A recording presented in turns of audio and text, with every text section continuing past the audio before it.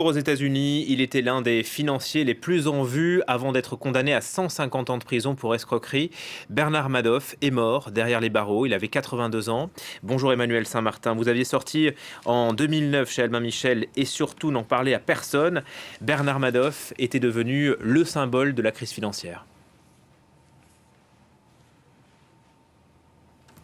Oui, exactement. Il faut se souvenir, hein, il y a 10 ans, il y a 11 ans, 12 ans maintenant, c'était devenu le symbole parce que c'était finalement une affaire assez facile à comprendre, même si elle était extraordinaire par son ampleur. Simplement, Madoff, pendant plusieurs décennies, hein, sans doute plus de 20 ans, a pris de l'argent d'investisseurs en prétendant qu'il l'investissait sur les marchés. Finalement, il le mettait dans un compte en banque et ce même argent, il le donnait sous forme de faux dividendes, finalement, à ses investisseurs. Et voilà, tout cela, c'est un Ponzi scheme très classique. Hein.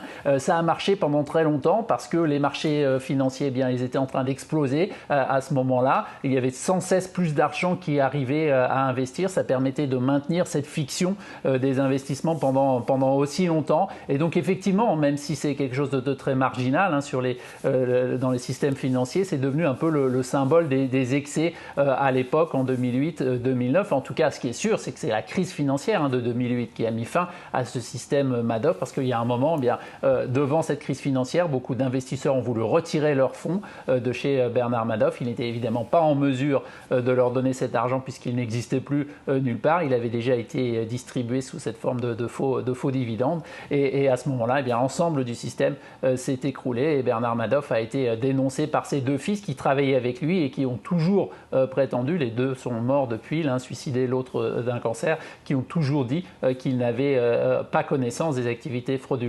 de leur père, ce qui a été d'ailleurs confirmé par Bernard Madoff lui-même.